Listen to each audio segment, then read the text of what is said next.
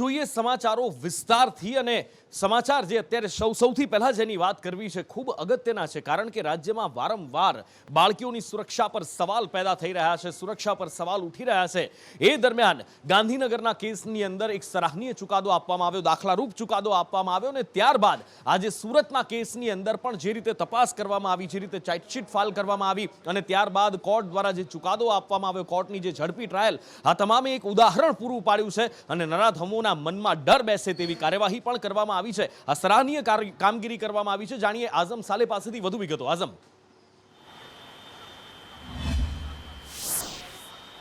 નુપુર, સરાહનીય કામગીરી અને એક ભયનો માહોલ ઊભો થવો જ જોઈએ ગુનેગારોના દિલની અંદર અને આત્માની અંદર પણ। આજે જે કોર્ટે ચુકાદો આપ્યો છે ટુ બી હેંગ ટિલ ડેથ, એટલે કે ફાંસીની સજા। દિવાળીના દિવસે આ ઘટના બનીને સુરતના પાંડેસરા નજીકના વડોદ ગામથી સામે આવી હતી। બાળકી ગુમ થઈ ગઈ હતી। પોલીસને આ વાતની જાણ થઈ હતી। પોલીસે બાળકી શોધવા માટે અલગ અલગ ટીમો બનાવી હતી। 100 જેટલા પોલીસ કર્મીઓ દિવાળીના તહેવારો દરમિયાન આ બાળકીને શોધવા લાગ્યા હતા। કમનસીબે એ રહી હતી કે બાળકી મૃત હાલતમાં મળી આવી હતી। 7 તારીખે અને 8 તારીખે તો આરોપીને પકડી પાડવામાં આવ્યો હતો। આ આરોપી જે છે તે ગુડ્ડુ કુમાર યાદવ જે છે તે પોતાનો ગુનો ના કબૂલી રહ્યો હતો। કોર્ટમાં પણ એ ફરી ગયો હતો કે એણે એવું કોઈ કૃત્ય કર્યું નથી, પરંતુ સંયોગિક પુરાવાઓ અને 3 મહત્વના સાક્ષીઓ હતા જેમને એને નજરે જોયો હતો તે લોકો મહત્વના પુરવાર થયા છે અને આ સજાની અંદર ગતરોજ એને દોષિત કરાર દેવામાં આવ્યો હતો। અને આજે લોકોના અંદર પણ ચર્ચા ચાલી રહી હતી કે એડિશનલ ડિસ્ટ્રિક્ટ સેશન્સ કોર્ટના જે જજ છે PS કાલા, જેમને અગાઉ પણ એક આરોપીને ફાંસીની સજા આપી હતી, આવા જ એક કેસની અંદર જે ડિંડોલીને લાગતો હતો, આ કેસમાં પણ ફાંસીની સજા સંભળાવશે તેવી શક્યતાઓ હતી। અને બસ સમય થયો, આ આરોપીને કોર્ટના લોકઅપમાંથી બહાર કાઢવામાં આવ્યો હતો અને લોકઅપમાંથી એને કોર્ટમાં જજની સમક્ષ રજૂ કરવામાં આવ્યો હતો અને જજે એને સજા સંભળાવતાની સાથે કહ્યું હતું કે તને ફાંસીની સજા આવી રહી છે, કારણ કે આ એવું ગુનાસ્પદ કૃત્ય હતું કે માસૂમ 2.5 વર્ષની બાળકી ઉપર રેપ કરવામાં આવ્યો હતો। ત્યારબાદ એને મોતના ઘાટ ઉતારી નાખવામાં આવી હતી। એનું નાક અને મોઢું દબાવીને એની લાશ જે છે તે કીડા પડી ગયેલી હાલતમાં સામે આવ્યા હતા। એના આંતરડા જે છે યોનિમાંથી બહાર આવી ગયા હતા। એટલે કૃરતાપૂર્વક હત્યા કેવી જોઈએ આપણે, તે જ રીતે એને ફાંસીની સજા આજે સુરત કોર્ટે સંભળાવી દીધી છે। ખરેખર સુરત પોલીસ અને ન્યાયતંત્રની સરસ કામગીરી હતી। હર્ષ સંઘવીએ પણ આ બાબતે અભિનંદન આપ્યા હતા અને ગુનેગારોને ચેતવણી આપી છે। પરંતુ બીજી તરફ વડોદરાની કેસની અંદર હર્ષ સંઘવીએ એવું નિવેદન આપ્યું છે કે હજુ પણ પોલીસની તપાસ ચાલુ છે અને એ દીકરીને ન્યાય મળશે અને આરોપીઓ ટૂંક જ સમયમાં પકડાઈ જશે। પરંતુ આ ટૂંક જ સમય જે ગૃહમંત્રી બોલી રહ્યા છે, યાદ અપાવવું જોઈએ કે 1 મહિનાથી સમય વીતી ગયો છે, વડોદરાની દીકરીને હજુ ન્યાય નથી મળ્યો। જી બિલકુલ, એટલે વાત એ જ છે કે એક તરફ જ્યાં દેશમાં સૌથી ઝડપી ફાંસીની સજા સંભળાવવામાં આવી છે અને 100% કહેવું પડે કે સુરત પોલીસની કામગીરી પણ સરાહનીય છે, ગૃહ વિભાગનો સપોર્ટ પણ સરાહનીય છે, કારણ કે સરકારી વકીલે કહ્યું હતું કે ગૃહ વિભાગ દ્વારા પણ તેમને કહેવામાં આવ્યું હતું કે ક્યારેય પણ કંઈ પણ ખૂટતી કડવી જોડવાની જરૂર પડે, અડધી રાત્રે પણ સંપર્ક કરી શકો છો। અને ત્યારબાદ કોર્ટની ટ્રાયલ અને કાર્યવાહી, આ દહેશત ફેલાવવા માટે, દહેશત દિલમાં બેસાડવા માટે નરાધમોના જરૂરી છે અને દાખલો પૂરો પાડવામાં આવ્યો છે। પણ વડોદરાના કેસની અંદર ન્યાય ક્યારે મળશે, ત્યારે આવી કામગીરી ત્યાં આ કેસની અંદર ક્યારે જોવા મળશે, એ પણ સવાલ ઊભો થઈ રહ્યો છે। આ બધા વચ્ચે દેશની અંદર ઓમિક્રોનનો પગ પેસારો થઈ ચૂક્યો છે, ગુજરાતની અંદર પણ થઈ ચૂક્યો છે અને આ વાયરસ કેટલો ઝડપથી ફેલાય છે એ આપણે દક્ષિણ આફ્રિકા સહિત ઘણા બધા દેશોમાં જોયું છે। યુકેમાં કોમ્યુનિટી સ્પ્રેડ શરૂ થઈ ગયું છે, ત્યારે જરૂરી છે એકમાત્ર વસ્તુ તકેદારી, કે જે પણ લોકો બહારથી આવે છે એમને યોગ્ય રીતે એમને ચકાસવામાં આવે, તપાસવામાં આવે, એમના તમામ રિપોર્ટ કરવામાં આવે। પણ આ તંત્રની બેદરકારી દેખાય છે, મોટા દાવાની વચ્ચે બેદરકારી પણ એટલી જ મોટી દેખાય છે। ક્યાંક કેટલી કેવી બેદરકારી રહી, દેવાંશી પાસેથી જાણીએ। નુપુરા, દરેક વખતની કહાની છે। આપણે પહેલા એવી રીતે જોક વાયરલ થયા હતા કે પાસપોર્ટ વાળાના લીધે રેશન કાર્ડ વાળા શું કામ પરેશાન થાય, પણ થવાનું તો એ જ છે અને થઈ પણ એ જ રહ્યું છે। અનેક જિલ્લાઓમાં બેદરકારી સામે આવી રહી છે। લોકો જો એટલા જ સમજણ શક્તિવાળા અને હોશિયાર હોય, વિદેશ જઈ આવ્યા છે, ભણેલા છે, એનો મતલબ એ લોકો ખરેખર નાગરિક તરીકે ચિંતાવાળા હોય તો એવું તો શક્ય નથી। એટલા માટે તંત્રએ કડક હાથે કામ કરવું જરૂરી છે। પરંતુ નડિયાદથી કિસ્સો સામે આવ્યો, એક વૃદ્ધ જે કોરોના પોઝિટિવ છે, એ ક્વોરન્ટાઇન થયા હતા નડિયાદ, અત્યારે એમના ઘરે નથી। મહીસાગરમાં પણ એવું છે, 3 લોકો ગાયબ છે, બાલાસિનોરમાં અને બધે તપાસ કરવામાં આવી રહી છે. વડોદરામાં પણ એવું છે, રાજકોટમાં પણ એવું છે. રાજકોટમાં તો બહુ જ બધા લોકો આવ્યા હતા યુકેથી, અને જે પ્રોફેસર હતા એમની સાથે વાત કરી કે તમે હમણાં આવ્યા છો, ઘરે ક્વોરન્ટાઇન થવાની જગ્યાએ કોલેજમાં કેમ જઈ રહ્યા છો, યુનિવર્સિટીમાં કેમ આવી રહ્યા છો? તો એમણે કહ્યું મને કોઈએ કહ્યું જ નથી કે તમારે ક્વોરન્ટાઇન થવાનું છે. અને એવી જ સ્થિતિ એ છે કે લોકો આવે છે, કોરોના પોઝિટિવ લોકો પણ ગાયબ થયેલા જોવા મળે છે. વડોદરામાં એક દંપતી આવ્યું છે બહારથી, એ કોરોના પોઝિટિવ પણ આવ્યું છે, અત્યારે એમની સારવાર ચાલી રહી છે. પણ અનેક જગ્યાએ જે સિસ્ટમ બનાવવામાં આવી છે એમાં જાણી જોઈને જાણે કે છીંડા છોડી દેવામાં આવ્યા છે, એટલે લોકો ઈચ્છે તો એમાંથી બહાર નીકળી શકે. અને એટલા માટે ઓમિક્રોન જેવી સ્થિતિ, બે વાર ખાડામાં પડ્યા પછી પણ જો આપણું તંત્ર નથી સુધરતું, નથી બદલાતા, અને જો ખરેખર એને ગંભીરતાથી નથી લેવામાં આવતું, તો પછી એનો ભોગ આખા દેશે બનવું પડે એમ છે. બિલકુલ, અને આખો દેશ એક તંત્રની બેદરકારીના કારણે શા માટે ભોગ બને એ સવાલ સૌથી મોટો છે, કારણ કે આ જ તંત્ર છે જે લોકોને સાવધાન રહેવાની સૂચનાઓ આપે છે. લોકો જો સાવધાની નથી રાખતા તો એમની પાસેથી દંડ પણ વસૂલવામાં આવે છે. હવે આ બેદરકાર તંત્રને કોણ દંડશે એ સવાલ સૌથી મોટો છે. અને આ બધા વચ્ચે ચિંતાના સમાચાર બેંગ્લોરથી પણ મળી રહ્યા છે. કોરોનામાંથી સાજા થયા બાદ એક ડોક્ટર ફરી સંક્રમિત થયા છે. શું છે આ કેસ? શું ઓમિક્રોનનું સંક્રમણ છે કે કેમ? અજય યાદવ પાસેથી વિસ્તારથી જાણીએ. અજય. जी नूपुर, कोरोना के नए वेरिएंट ओमिक्रॉन को लेकर के पूरी दुनिया में दहशत है। यहाँ तक कि यूनाइटेड किंगडम में कम्युनिटी स्प्रेड की खबरें आ रही हैं और ये कहा जा रहा है इसके बारे में कि ये डेल्टा वेरिएंट से कम 7 गुना ज़्यादा तेज़ी से फैलता है। लेकिन ये कितना खतरनाक है इसके बारे में वैज्ञानिकों के अलग अलग विचार हैं। लेकिन आज बेंगलोर और मुंबई से जो 2 तरह के केस आए हैं या 2 तरह के इनपुट आए हैं, वो निश्चित तौर पर पूरी दुनिया को चौंकाने वाले हैं। उसमें खास करके भारत में जो नए वेरिएंट को लेकर के जो दो लोग पाए गए थे, जो बेंगलोर से पाए गए थे, उसमें एक डॉक्टर जो था ओमिक्रॉन से प्रभावित था, पीड़ित था, और बाद में उसका इलाज हुआ, वो ठीक हो चुका था। लेकिन अब खबर आ रही कि कोरोना की ओमिक्रॉन की रिपोर्ट नेगेटिव आने के बाद एक बार फिर वो कोरोना पॉजिटिव हो गया है। तो निश्चित तौर पे ये बड़ी चौंकाने वाली बात है कि ओमिक्रॉन से पीड़ित होने के बाद अगर मरीज ठीक हो सकता है तो उसके बाद भी कोरोना पॉजिटिव हो सकता है। तो कहीं न कहीं ये ओमिक्रॉन के ही तो लक्षण नहीं है कि आदमी बार बार कोरोना से पीड़ित हो सकता है। वहीं मुंबई से भी इसी से रिलेटेड एक खबर आई है जिसमें कहा जा रहा है कि पहले से वैक्सीन की डोज लगवा चुके लोग भी ओमिक्रॉन से प्रभावित हो रहे हैं, पीड़ित हो रहे हैं। यानी ओमिक्रॉन किसी भी लोगों को छोड़ नहीं रहा है। तो ऐसे में ये भी सवाल उठ रहा है कि क्या वैक्सीन लगवाने से फ़ायदा है, खासकर कि इस नए वेरिएंट के सामने, या नहीं है। लेकिन बेंगलोर से जो 2 लोग पहले ओमिक्रॉन से पीड़ित पाए गए थे, उसमें एक डॉक्टर है जो कि दोबारा पीड़ित हुआ है। वहीं पर एक दूसरा शख्स था जो दक्षिण अफ्रीका का नागरिक है, जो मूल रूप से गुजरात का रहने वाला है। एक होटल में ठहरा था खास करके ओमिक्रॉन के लक्षण पाए जाने के बाद, लेकिन जब वो थोड़ा ठीक हुआ, बेहतर हुआ, तो बिना बताए वो विदेश चला गया है। और उसको लेकर के जो पुलिस द्वारा मुकदमा दर्ज किया गया है और उसको एक तरह से सर्च वारंट भी इशू करने के बारे में सोचा जा रहा है। लेकिन सबसे बड़ा सवाल यही है कि क्या ओमिक्रॉन ऐसा वेरिएंट है जो बार बार लोगों को पीड़ित कर सकता है या कोरोना पीड़ित कर सकता है, और यहाँ तक कि वैक्सीन जो लगाए हुए लोग हैं क्या वो भी पीड़ित हो सकते हैं। तो ये तमाम सारे सवाल हैं जो निश्चित तौर पर लोगों को डराने वाले हैं। બિલકુલ, એટલે વાત એ જ છે, પણ આ બધા વચ્ચે એક રાહતની વાત એ છે કે અત્યાર સુધી દુનિયામાં જ્યાં પણ ઓમિક્રોનનું સંક્રમણ દેખાયું છે, યુકે જેવા દેશની અંદર, આફ્રિકા જેવા દેશની અંદર મોટા પાયે સંક્રમણ ફેલાયું છે, પણ તેમ છતાં અત્યાર સુધી હજી સુધી રાહતની વાત એ છે કે કોઈનું પણ ઓમિક્રોનના કારણે મૃત્યુ થયું હોય તેવા સમાચાર નથી આવ્યા. કદાચ ઝડપથી ફેલાય છે પણ તેના કારણે મૃત્યુ ન થતું હોય તેવું પણ વિશેષજ્ઞોનું કહેવું છે. જો કે હજી એ તપાસનો વિષય છે, ડેટા આવશે પછી કેટલાક અઠવાડિયા બાદ ઓમિક્રોનનું સાચું સ્વરૂપ, એની સાચી ઘાતકતા આપણી સામે આવી શકે છે. પણ આ બધા વચ્ચે બીજી લહેરની અંદર આપણે અનેક તકલીફો વેઠી છે. આપણે જોયું છે કે બેડ ખૂટી પડ્યા, ઓક્સિજન ખૂટી પડ્યો, ત્યાં સુધી કે ફોન કરો કલાકો સુધી એમ્બ્યુલન્સ નહોતી આવતી, હોસ્પિટલના દરવાજે દર્દીઓને આપણે દમ તોડતા જોયા છે. આવી પરિસ્થિતિઓ જોઈ છે. હવે જો ઓમિક્રોનનું સંક્રમણ ન કરે નારાયણ કે ફેલાય છે તો પછી ત્રીજી લહેર આવે છે તો શું તૈયારીઓ છે? સંભવિત ત્રીજી લહેરને લઈને તંત્ર કેટલું તૈયાર છે? શું ક્યાં કેટલી તૈયારીઓ રાખવામાં આવી છે? મયુર સોની પાસેથી જાણીએ. બિલકુલ નુપુર, રાજકોટ મહાપાલિકાના તંત્રની બેદરકારીઓ સામે આવી છે, તો બીજી તરફ તંત્રે જે તૈયારીઓ કરી છે તે પણ સામે આવી રહી છે. ઓમિક્રોનને લઈને જિલ્લા વહીવટીતંત્ર, જિલ્લા કલેક્ટર, જિલ્લા આરોગ્ય અધિકારી અને પીડીઓ હોસ્પિટલના ડોક્ટરો છે તેમના દ્વારા ગઈકાલે મિટિંગ કરવામાં આવી હતી. અને મિટિંગ બાદ જે કેન્દ્ર સરકારની ગાઈડલાઈન છે કે ઓમિક્રોનના દર્દીઓ જો રાજકોટની અંદર આવે તો તેમના માટે શું વ્યવસ્થા કરવી, કોવિડ હોસ્પિટલ છે ને કોવિડ હોસ્પિટલની અંદર એક આખો માળ છે તે ઓમિક્રોનના દર્દી માટે અનામત કરી દેવાયો છે, કારણ કે ગાઈડલાઈન છે કે ઓમિક્રોનના જે કોરોના પોઝિટિવ દર્દીઓ છે તેને અને અન્ય કોરોના પોઝિટિવ દર્દીઓ છે તે બંનેને એક સાથે ન રાખવા, આના માટે ખાસ વ્યવસ્થાઓ કરવામાં આવી છે.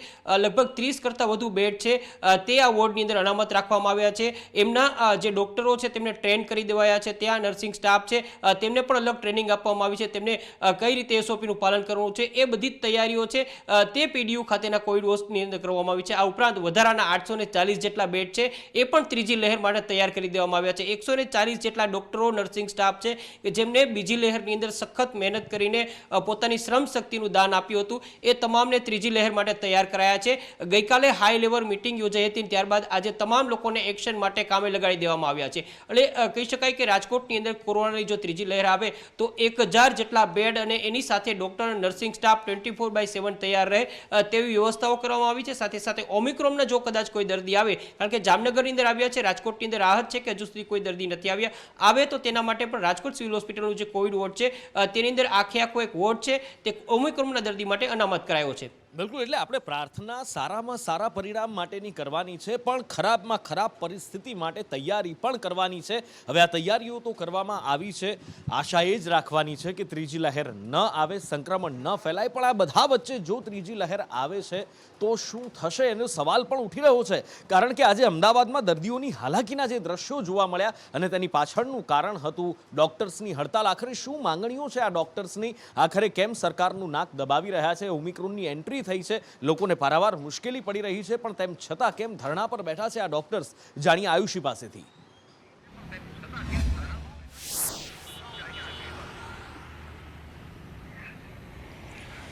બિલકુલ નુપુર, જે રીતે અત્યારે હાલ રેસિડેન્ટ ડોક્ટર્સ છે તેનો વિરોધ યથાવત જોવા મળી રહ્યો છે. અત્યાર સુધી જે રેસિડેન્ટ ડોક્ટર્સ જે છે તે ફક્ત ઓપીડી બંધ રાખી પોતાનો વિરોધ દર્શાવી રહ્યા હતા, પરંતુ આજે એટલે કે અત્યારે 5 વાગ્યા બાદની જો વાત કરીએ તો કોવિડ સર્વિસીસ અને સાથે જ ઓપરેશન્સ જે છે તે પણ હવે તેઓ બંધ રાખવાના જે છે તેવો તેમણે નિર્ણય લીધો છે, કારણ કે હજુ સુધી તેમને આટલા બધા વિરોધ કર્યા, આટલા બધા વિરોધ પ્રદર્શન સાથે જ અમુક રજૂઆતો કરી, પરંતુ જે સરકાર તેમની રજૂઆતો નથી સ્વીકારી રહી, જેને લઈને યથાવત જે છે તેમનો આજે આખો વિરોધ છે તે જોવા મળી રહ્યો છે. તેના જ ભાગરૂપે આજ સાંજથી તમામ સર્વિસીસ છે તે સિવિલ હોસ્પિટલની અંદર બંધ થઈ જશે. બીજે મેડિકલ કોલેજ જે છે તેની અંદર તમામ સર્વિસીસ છે તે રેસિડેન્ટ ડોક્ટર્સ પોતાની સર્વિસીસ આપવાનું બંધ કરી દેવાના છે, કારણ કે તેમની માંગો છે હજુ સુધી નથી સ્વીકારાઈ રહી. રોજે રોજ તેમના દ્વારા જે બેલેટ્સ જે ખાસ કરીને પોસ્ટર્સ લઈને વિરોધ કરવામાં આવે છે, જે રજૂઆતો કરવામાં આવે છે, જે રીતે તેમણે કાળી પટ્ટી ધારણ કરીને પણ પોતાની સર્વિસીસ આપી, ઓપીડી બંધ રાખી, તેમ છતાં પણ કોઈ નિર્ણય ન આવ્યો, ત્યારે આ તમામ પોતાનો જે અલગ અલગ મુદ્દાઓ છે તેને લઈને વિરોધ છે તે યથાવત જોવા મળશે. પરંતુ ડોક્ટર્સના વિરોધના કારણે દર્દીઓને હાલાકી ભોગવવાનો વારો આવવાનો છે, કારણ કે દર્દીઓને હવે આજ સાંજથી કોઈ પણ સર્વિસીસ છે તે નહીં મળે. ઓપીડી બંધ રહેવાની છે, ઓપરેશન્સ બંધ રહેવાના છે અને સાથે જ કોવિડ સર્વિસીસથી પણ તેઓ બાકાત રહેવાના છે. તે કોઈ પણ સર્વિસીસ નહીં આપે એટલે કે પ્રજાને ભોગવવાનો વારો આવશે. સરકાર અને ડોક્ટર્સની જે વચ્ચે માથાકૂટ ચાલી રહી છે, જે વિરોધ ચાલી રહ્યો છે, તેની વચ્ચે પ્રજાને ભોગવવાનો વારો આવશે, કારણ કે જ્યારે ઓપરેશન્સની વાત કરવામાં આવે, પેશન્ટ્સ જે છે એશિયાની લાર્જેસ્ટ હોસ્પિટલ એટલે કે સિવિલ હોસ્પિટલની અંદર દૂર દૂરથી આવતા હોય છે,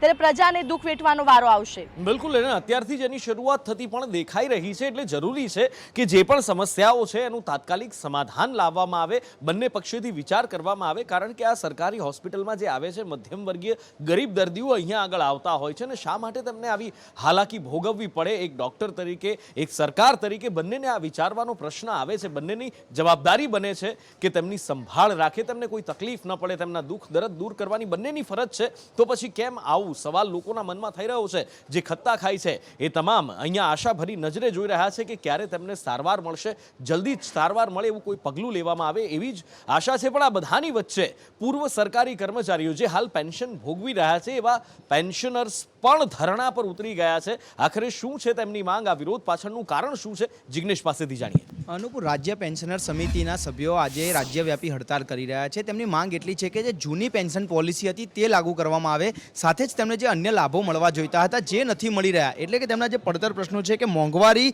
જે દર વધ્યો છે તેનો હક તેમને મળવો જોઈએ, અને સાથે મેડિકલ ભથ્થું તેમને મળવું જોઈએ. આ બે મુખ્ય માંગણીઓ સાથે જે પેન્શનર સમિતિ છે તે અત્યારે રાજ્યવ્યાપી હડતાલ કરી રહી છે. જો કે તેમની માંગ સ્વીકારાય છે કે કેમ સરકાર તેમના આ મુદ્દાને ધ્યાને લે છે કે કેમ તે સૌથી મોટો પ્રશ્ન છે, કારણ કે જે પેન્શન ચૂકવવામાં આવે છે જેમાં સરકારના માથે વર્ષે દાડે કરોડો અબજો રૂપિયાનો જે બોજો પડે છે, જેને લઈ કેટલાક સરકારી કર્મચારીઓ પાસેથી અત્યારે હાલ પેન્શનના હકો લેવાઈ ચૂક્યા છે, ત્યારે હવે પેન્શનર સમિતિની માંગ સ્વીકારાય છે કે કેમ તેના પર નજર રાખવી ખૂબ જરૂરી રહેશે. બિલકુલ, એટલે હવે જોવાનું એ છે કે પેન્શનર્સ સમિતિની માંગ સ્વીકારવામાં આવે છે કે કેમ, અને આ બધાની વચ્ચે સૌથી મોટી તકલીફ આખરે અહીંયા આવીને એ ઊભી રહે છે કે વારંવાર લોકોને ધરણા કરવા પડે, પોતાની માંગની રજૂઆત કરવી પડે, અને તેમ છતાં પણ કોઈ ઉકેલ ન આવે એ સૌથી મોટો મુદ્દો છે. અને આ સાથે જ હવે જો વાત કરવામાં આવીએ, આગળ વાત કરવામાં આવે તો જે એક સૌથી જૂની સમસ્યા રખડતી ગાયો છે, રખડતા ઢોર છે, લોકોને રંજાડે છે, અમદાવાદ મ્યુનિસિપલ કોર્પોરેશન હોય કે પછી ગુજરાતની કોઈ પણ મહાનગરપાલિકા મોટા મોટા દાવા કરે છે, ઢોર છે એમના ટેગિંગની વાતો કરે છે, પકડવાની વાતો કરે છે, કૌભાંડો પણ સામે આવે છે. એટલે શું પરિસ્થિતિ છે આ રખડતા ઢોરને લઈને, લોકો કઈ રીતે હેરાન પરેશાન થઈ રહ્યા છે, આ તમામ વિશે જાણીએ કૃણાલ પાસેથી. કૃણાલ,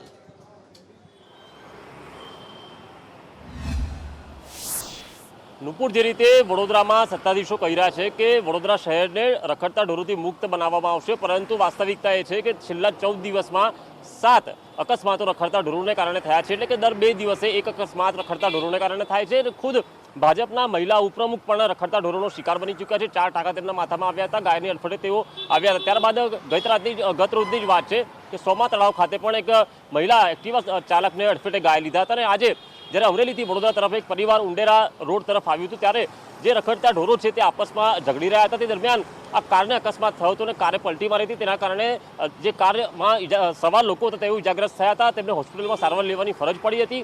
બીજી તરફ સ્ટેન્ડિંગ ચેરમેન એવું કહી રહ્યા છે કે આ કમનસીબી છે કે રખડતા ઢોરોના કારણે અકસ્માત થઈ રહ્યા છે, પરંતુ પાલિકા કામ કરી રહી છે.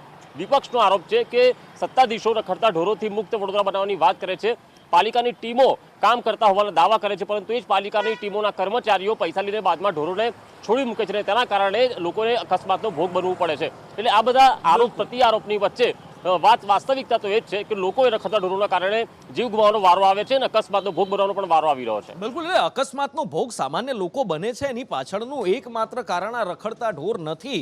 કારણ કે રખડતા ઢોર એટલે ઢોર રસ્તા પર ઊભું હોય, બેઠું હોય, પણ એની સાથે સાથે રસ્તા પણ કેવા હોય છે, ખાડો બચાવવો કે ઢોર બચાવવું, આ સમસ્યાની અંદર જ મોટા ભાગના અકસ્માત થતા હોય છે. અને અમદાવાદમાં પણ આવું જોવા મળ્યું છે. આમ તો જે નવા મંત્રીઓ આવ્યા સરકારમાં, એમના દ્વારા કહેવામાં આવ્યું હતું, પૂર્ણેશ મોદી દ્વારા પણ કહેવામાં આવ્યું હતું કે દિવાળી સુધીમાં તો બધા રોડ બનાવી દઈશું, ચકાચક બધું વ્યવસ્થિત કરી દઈશું. પણ કેવું ચકાચક કર્યું છે ને એનું પરિણામ કેવું ચકાચક મળી રહ્યું છે એ જાણીએ જિગ્નેશ પાસેથી. નુપુર, છેલ્લા 24 કલાકમાં અમદાવાદમાં 40 આવા અકસ્માતો થયા છે કે જે માત્ર જે કહી શકાય કે રોડ રીસર્ફેસ અથવા તો રોડનું જે લેવલ છે તે અયોગ્ય ન હોવાને કારણે વાહન ચાલકો આ અકસ્માતમાં સપડાયા છે. કોર્પોરેશનની કામગીરીની વાત કરવામાં આવે તો અગાઉ પણ જે રોડ ઉપર જે ગટરો હોય છે, મેન હોલ હોય છે, તેના પર લેવલ યોગ્ય રીતે નથી કરવામાં આવતું. ક્યાંક ખાડા હોય છે તો ક્યાંક ગટરના ઢાંકણા રોડ લેવલ કરતાં આશરે 6 થી 8 ઇંચ ઊંચા હોવાનું પણ સામે આવ્યું છે. ત્યારે આજે એસી 4 રસ્તા પાસેનો આવો જ એક બનાવ સામે આવ્યો, જેમાં સીસીટીવીમાં કેદ થયું કે એક જે વાહન ચાલક હતો તે રોડ પર રહેલા ખાડાને કારણે, એટલે કે રોડ જે યોગ્ય રીતે સરફેસ કરવામાં નહોતો આવ્યો, તેના કારણે તે અકસ્માતનો ભોગ બન્યો. અને ત્યારબાદ કોર્પોરેશનની કામગીરી પર ફરી એક વખત લોકોએ આક્ષેપો કર્યા. તેની જે કામગીરી હતી તેને ફરી વખત લોકોએ ધ્યાને લીધી કે આવી બેદરકારી ન હોવી જોઈએ. પરંતુ જે મંત્રીઓ દ્વારા નિવેદન કરવામાં આવતું હોય છે, લોકો પાસે ફોટા મંગાવવામાં આવ્યા હતા, લોકોએ હજારો લાખોની સંખ્યામાં એપ્લિકેશનો કરી, ફોટા મોકલ્યા, જાણકારી, તેમ છતાં હજી સુધી અમદાવાદ જેવા જો મેટ્રો સિટીની અંદર આવા બનાવો બનતા હોય તો ગ્રામ્ય વિસ્તાર અને છેવાડાના રસ્તાઓમાં કેવા રસ્તાઓ છે ને તેની સ્થિતિ શું છે તે કલ્પના કરવી પણ મુશ્કેલ છે. બિલકુલ, એટલે આપણે એક બાજુ છે કે એકદમ ઇમ્પોર્ટેડ જેવો બનાવવાની વાત થાય દેશને, અને દેશની અંદર તમે જુઓ તો આમ તમે શાંઘાઈ સાથે એને કમ્પેરિઝન કરી નાખો, ફોરેનના કોઈ બીજા દેશ સાથે કમ્પેરિઝન કરી નાખો, સિસ્ટર સિટીની યોજનાઓ પણ તમે લાવી દો, પણ જ્યારે તમે આ રસ્તાઓ ઉપર ઉતરો ત્યારે તમે કોઈ ગામડામાં ફરતા હોય એનાથી વિશેષ કોઈ અનુભૂતિ ના થાય. કમર તોડી નાખે એવા રસ્તા, રીસર્ફેસિંગ કર્યું હોય તેમ છતાં પણ તમને લેવલ તો ભાગ્યે જ જોવા મળે એવી પરિસ્થિતિ હોય. એની સાથે સાથે રખડતા ઢોરોનો ત્રાસ તો જાણે ફ્રીમાં ગિફ્ટમાં કોર્પોરેશનો આપતી હોય એવું તમને લાગે લોકોની વાત તો સરકાર સુધી નથી પહોંચતી, પણ હવે કોર્ટે લાલ આંખ કરી છે, હાઈકોર્ટે ઉધડો લીધો છે. શું કહ્યું છે કોર્ટે? કલ્પિન પાસેથી જાણીએ. નુપુર, જુઓ, અમદાવાદ શહેર છે તે સ્માર્ટ સિટીથી લઈને હેરિટેજ સિટી તરફ આગળ વધી રહ્યું છે, પરંતુ તેની વાસ્તવિકતા કંઈક વિપરીત છે. ગુજરાત હાઈકોર્ટ સમક્ષ બિસ્માર્ટ રોડ રસ્તા અને રખડતા ઢોરોના મુદ્દે થયેલી પિટિશન અને ત્યારબાદ કન્ટેમ્પ્ટ પિટિશનની અંદર જે સુનાવણી આજે થઈ તેમાં નામદાર ગુજરાત હાઈકોર્ટે આજે રાજ્ય સરકાર અને અમદાવાદ મહાનગરપાલિકા સામે લાલ આંખ કરી. તેમણે એ પણ કહ્યું કે જે પ્રમાણે વાસ્તવિકતા છે અને જે આપ કાગળ પર રજૂઆત કરી રહ્યા છો એનાથી કંઈક વિપરીત સ્થિતિ છે, કારણ કે અમે માત્ર પરિણામની આશા રાખીએ છીએ, તમે માત્ર સોગંદનામા રજૂ કરો છો ત્યાં સુધી વ્યાજબી બાબતો નથી, કારણ કે જ્યાં સુધી લોકોની સુખાકારીનો સવાલ છે, કરોડો રૂપિયાના બજેટો તેના પાછળ વાપરવામાં આવે છે, તો પછી આ તમામ સ્થિતિ આજે પણ ત્યાંની ત્યાં કેમ છે? આ તમામ બાબતોને લઈને પણ આજે ગુજરાત હાઈકોર્ટે રાજ્ય સરકારની પણ ઉધડો લીધો હતો અને અમે આમાં રાજ્ય સરકાર તરફથી અને અમદાવાદ મહાનગરપાલિકાના વકીલ તરફથી પણ રજૂઆત એ કરવામાં આવી કે અમે એવું નથી કહેતા કે બધું બરાબર છે, ક્યાંક કચાશ રહી હશે, પરંતુ ચોક્કસથી ગુજરાત હાઈકોર્ટે પણ તેના સવાલની અંદર સામે એ પણ કહ્યું કે હાલના તબક્કાની અંદર તમે સોગંદનામું રજૂ કર્યું છે, પરંતુ તેનું પરિણામ ક્યાં છે, તેની ફળશ્રુતિ ક્યાં છે? આ તમામ બાબતોને લઈને પણ આકરા સવાલો કર્યા હતા.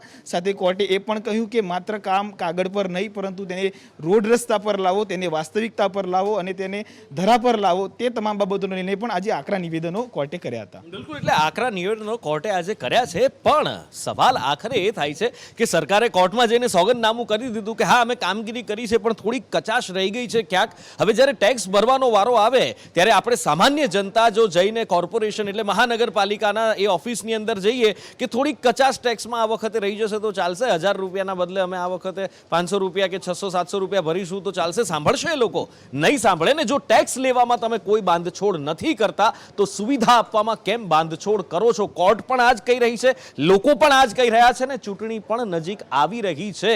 માત્ર લોકોને મૂર્ખ બનાવી અને ડામર પાથરી દેવાથી કશું જ નહીં થાય. વ્યવસ્થિત સુવિધા આપવી પડશે. મંત્રીઓ જો બદલ્યા છે તો પછી વ્યવસ્થિત કામ કરાવવું પડશે એમની પાસે, તો જ જનતાની પાસેથી તમે વોટની કે પછી એ અપેક્ષાઓ રાખી શકો છો. પણ આ બધાની વચ્ચે વાત કરવી છે ગુજરાતના ગૌરવની. હંમેશા આપણે ગુજરાતના ગૌરવને સાચવવાની વાત કરીએ છીએ. ડાલામથ્થા સિંહના નામે, એશિયાટિક લાયન્સના નામે આપણે ગૌરવ લેતા રહીએ છીએ અને એના નામે હજારો કરોડ રૂપિયાની આપણે રેવન્યુ પણ ઊભી કરતા રહીએ છીએ ટુરિઝમના નામે. પણ એને સાચવવા માટે આપણે શું પગલાં ભર્યા છે? કોર્ટની અંદર આ જ સવાલ ઉઠ્યો હતો, કારણ કે આપણા જંગલની અંદરથી સાસણગીરમાંથી રેલવે ટ્રેક પસાર થાય છે, એના વિકાસની પણ વાતો થાય છે, સિંહોની ચિંતા નહોતી થતી, એ મુદ્દો ખરેખર ઉઠ્યો હતો અને આખરે હવે હાઈકોર્ટ અને આખરે કોર્ટની અંદર સોગંદનામું કરવામાં આવ્યું છે. શું સોગંદનામું કરવામાં આવ્યું છે? શું કહેવામાં આવ્યું છે? વિરોધાભાસ શું હતા? કલ્પિન પાસેથી તમામ વિગતો મેળવીએ. નુપુર, જુઓ, ગીર અભયારણ્યની અંદર અને સિંહોના અકાળો થતા મોતને મામલે ગુજરાત હાઈકોર્ટે લીધેલી સુઓમોટો પિટિશનમાં આજે મહત્વપૂર્ણ સુનાવણી હાથ ધરાઈ અને તેમાં પણ આજે રેલવે બોર્ડ દ્વારા તેમાં સોગંદનામું રજૂ કરી પોતાનો જવાબ છે તે આજે રજૂ કરવામાં આવ્યો. સ્પષ્ટપણે વાત એ છે કે અત્યાર સુધી મતાંતરો એટલા સામે આવ્યા હતા કે આખરે ગીરમાં સિંહોના અકાળે મોત શા કારણોથી થઈ રહ્યા છે, એના પાછળના કારણો શું છે અને તમામ બાબતોને લઈને ગુજરાત હાઈકોર્ટે આ સુઓમોટો લીધી અને ત્યારબાદ જે એક બાદ એક વિભાગો અને પક્ષકારોએ પોતાના જવાબો રજૂ કર્યા, તેના ભાગરૂપે આજે રેલવેએ પણ જવાબ રજૂ કર્યો.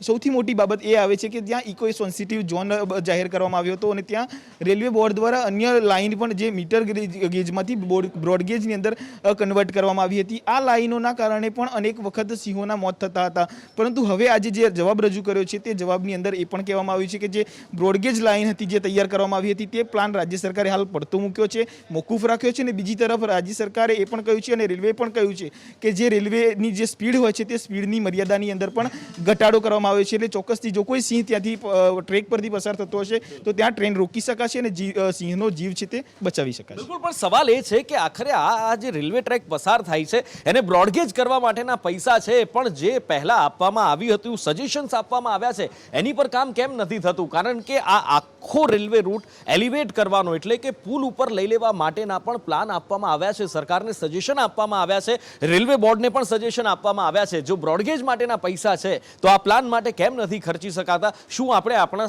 સિંહોના સંવર્ધન માટે આટલું પણ નથી કરી શકતા? શું આપણે સેરેંગેટી કે મસાઈ મારા પાસેથી આટલું પણ નથી શીખી શકતા? સવાલ આખરે અહીંયા ગુજરાતના ગૌરવનો છે અને કરાતા મોટા મોટા દાવાનો છે. આ દાવાથી યાદ આવ્યું કે વર્ષ હતું 2017નું અને એ વખતે પણ કંઈક આવો ચૂંટણીનો માહોલ હતો, આંદોલનો પણ ચાલી રહ્યા હતા, સરકાર ભીંસમાં હતી અને લોકોને રીઝવવા માટે એક પત્તું ફેંકવામાં આવ્યું અને એ પત્તું હતું FRC એટલે કે ફી રેગ્યુલેટરી કમિટી અને વાલીઓને સપના બતાવવામાં આવ્યા આવ્યા કે ભાઈ તમારા બાળકોને હવે તમે આરામથી શાળાએ ભણાવો, તમને કોઈ લૂંટી નહીં શકે, તમારા ખિસ્સા કોઈ ખાલી નહીં કરી શકે, અમે ફ્રી રેગ્યુલેટરી કમિટી બનાવી દીધી છે અને હવે એ જ નક્કી કરશે કે કેટલી ફી લેવાની, શાળા સંચાલકો ઉઘાડી લૂંટ નહીં ચલાવી શકે. પણ ખરેખરમાં ફી રેગ્યુલેટરી કમિટીનું અસ્તિત્વ છેલ્લા 5 વર્ષમાં ક્યાં કેટલું દેખાયું અને અત્યારે પણ હવે જરૂર છે, ત્યારે કેવા ઠાગા ઠૈયા છે ફી રેગ્યુલેટરી કમિટીના, પ્રતિક જાદવ પાસેથી જાણીએ. નુપુર, ફી રેગ્યુલેટરી કમિટીની રચના તો રાજ્યમાં થઈ છે, પરંતુ ત્યાંનું કોઈ પણ પ્રકારનું કામ ન હોય તેવું લાગી રહ્યું છે. કારણ કે વર્ષોથી વાલીઓ રાજ્ય સરકારને ફરિયાદ કરી રહ્યા છે કે તેમની જે શાળાઓ છે, ખાનગી શાળાઓ, તે મોંઘી ફી લઈ રહી છે, નિયમ કરતાં વધારે ફી લઈ રહી છે. તેમ છતાં પણ એફઆરસી દ્વારા આવા કોઈ પણ પ્રકારના પગલાં કમિટી સામે નોંધાતા નથી. ચાલુ વર્ષની જો વાત કરવામાં આવે તો ચાલુ વર્ષે પણ ફી રેગ્યુલેટરી કમિટી દ્વારા આવી ખાનગી શાળાઓ માટેની કોઈ પણ પ્રકારની ફી માટેનું સ્ટ્રક્ચર નક્કી નથી કર્યું ને આ જ કારણથી ખાનગી શાળાઓ વાલીઓને મોંઘી ફી ભરવા માટેનું દબાણ કરી રહી છે. આના કારણે વાલીઓમાં રોષ જોવા મળ્યો છે અને આગામી દિવસોમાં આ વાલીઓ રાજ્ય સરકારને તેમજ શિક્ષણ મંત્રીને રજૂઆત કરશે.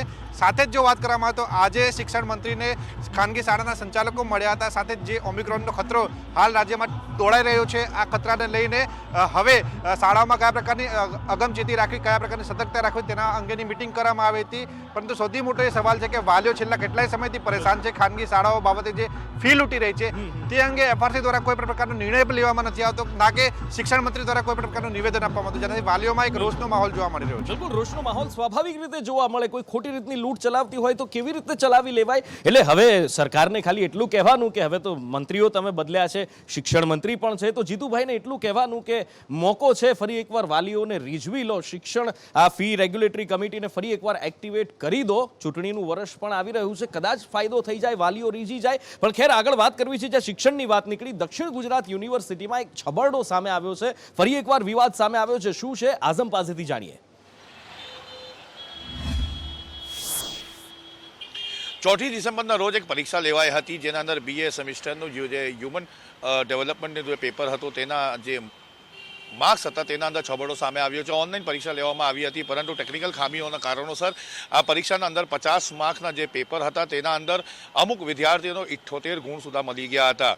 તે દિવસ હતો જે દિવસે ભાજપના પ્રદેશ પ્રમુખ CR પાટીલે આ સિસ્ટમના વખાણ કર્યા હતા અને એ જ દિવસે આ ઘટના બનીને સાંજે આવી હતી. ભાજપ પ્રદેશ પ્રમુખે કહ્યું હતું કે એવી સિસ્ટમ બનાવવી જોઈએ કે સવારે પરીક્ષા, સાંજે પરિણામ મળવું જોઈએ, કારણ કે કેટલી ફરી તો ખબર જ ના પડતી હોય છે કે પરિણામ ક્યારે આવશે. અને એ જ દિવસે એ જ સિસ્ટમની અંદર ભૂલ થવાના કારણોસર આ છબરડો સામે આવ્યો છે, જેના કારણોસર વીર નર્મદ દક્ષિણ ગુજરાત યુનિવર્સિટીનું સિસ્ટમ વિવાદમાં આવી ગયું છે. જી, અને આ સાથે જ અત્યારે સમય થયો છે વોર રૂમમાં આપનાથી વિદાય લેવાનો. પણ જતાં પહેલાં યાદ કરાવી દઈએ, સંદેશ વિશેષમાં આજે રાત્રે 9:25 આપને બતાવીશું ભણકારા. કોરોના વાયરસ છે, ઓમિક્રોન છે, પણ ભણકારા શેના, ક્યાં, શું વાગી રહ્યા છે, વિસ્તારથી બતાવીશું સંદેશ વિશેષમાં. એની સાથે જ 9:45 સંદેશ વિશેષમાં જ બતાવીશું મથુરાની કહાની. શું છે મથુરાની કહાની બતાવીશું સંદેશની જુબાની, અને એ પણ તમામ તથ્યો સાથે, ફેક્ચ્યુઅલ ઇન્ફોર્મેશન સાથે 9:45 સંદેશ વિશેષમાં. અત્યારે લઈશ વિદાય. નમસ્કાર.